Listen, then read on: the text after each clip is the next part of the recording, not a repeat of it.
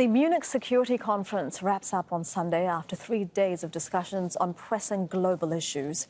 Israel's war on Gaza and the war in Ukraine dominated the agenda. World leaders have urged Israel to allow much-needed humanitarian aid to enter Gaza. Let's bring in our correspondent, Vaessen, who's joining us live from Munich. So the final day of the gathering, what's been achieved?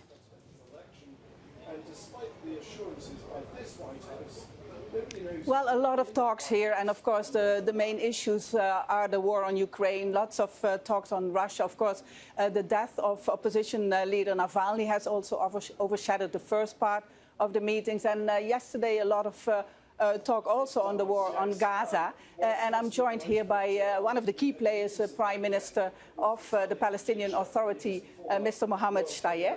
Thank you so much for joining us in the program. There was a lot of talk on Ukraine dominating the talks here at the conference, right? How much did you achieve to get the Gaza issue, the Palestinian issue, here on the agenda? Well, of course, today Palestine is also the center of gravity, even though Palestine is not in Europe. But still, Europeans and internationals are very much concerned of what Israeli crimes and Israeli genocide that is taking place in Palestine, in particular in Gaza. So we made our voice loud and clear, whether through our bilateral negotiations, talks, or through the panel that I have just given to the audience here. We have made it very clear that we want an immediate ceasefire and we want an entry to international aid into Gaza, not only limited to one entry point, but through all the entry points, because all what goes into Gaza now is only 8% of what the people need. So the audience here, which is very important audience, they have heard our voice, as I said, loud and clear. And we have said also that... But sorry to interrupt, but the Prime Minister of Qatar yesterday said that there was some setback in the talks about an imminent ceasefire. Do you have a feeling that there is a lack of urgency here in Munich among the leaders who have been gathering? The issue is that it's not anymore that any one of these people who are here can exert serious pressure on Israel to stop the war. And not only that, but we have seen the ICJ did not... They cannot or they don't want to? Both.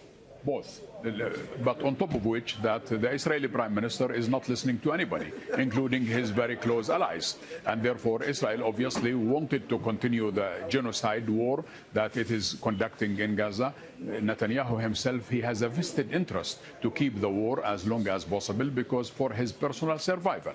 And that is what we have heard, quite a number of analysts, quite a number of leaders who have been sharing the same analysis that we do. And therefore, Israel has to be forced.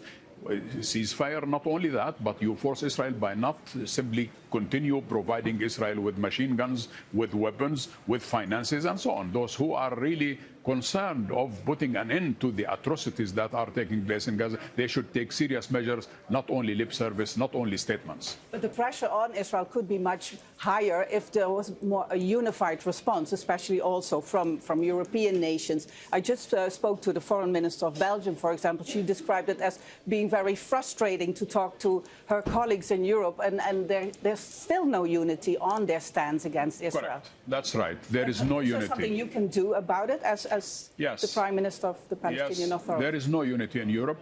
And not only that, United States has continued to support Israel, and United States, very unfortunately, is planning to use a veto on Tuesday to block an Algerian proposal to call for ceasefire. United States has not been calling for ceasefire, and obviously United States wants to give Israel every green light to continue all these atrocities that Israel is committing against our people in Gaza.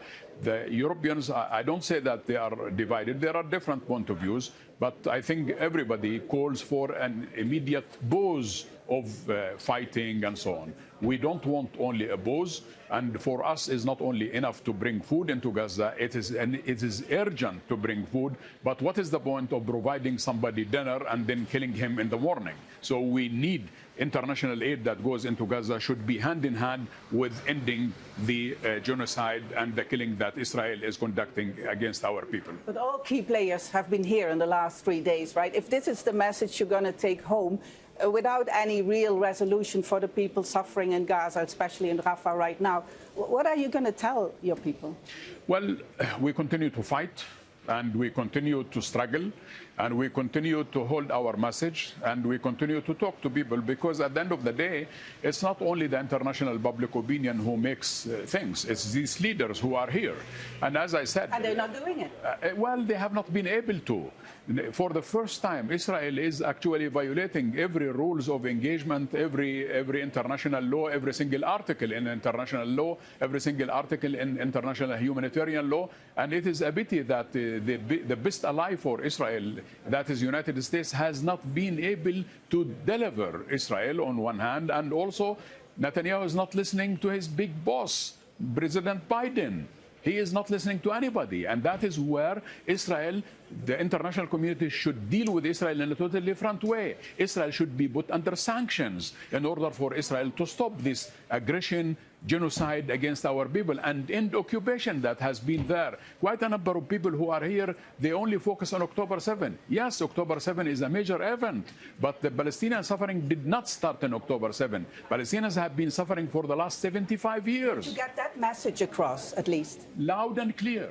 That's what we have been telling the people, that we need an end to the struggle. Not only don't deal with the cosmetics, you should deal with the roots of the problem. And the roots of the problem is Israeli occupation. It's not our tanks that is surrounding Tel Aviv. It's Israeli tanks that is occupying Gaza. It's Israeli tanks that's in the heart of the city of Ramallah, in every single refugee camp, in every single village. And that should end. The word frustration, I mentioned it already. What feeling are you going to bring home? Is it frustration as well? Or? No, we never get frustrated. We are angry, yes.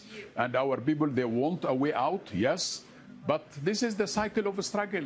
Palestinians have been in this for the last 75 years. And it is time that the international community help us to end the conflict. Israel should not be given all the time the greenest of the green light. That is what is encouraging Israel to continue committing these crimes. Is this the support by certain capitals? This support should stop. And these people should understand that Israel does not listen. Israel needs to be heard through sanctions. And that's the only way. Thank you so much for sharing your views here, Prime Minister of the Palestinian Authority. Thank you for having me. We are wrapping up these talks here at the Security Conference in Munich. In a few hours, there will be the closing statements and ceremony. And yeah, as we heard, there is no breakthrough or any real news coming from the conference, but at least people have been talking to each other here again. All right, Step, thank you for that. Step Vaessen, live in Munich.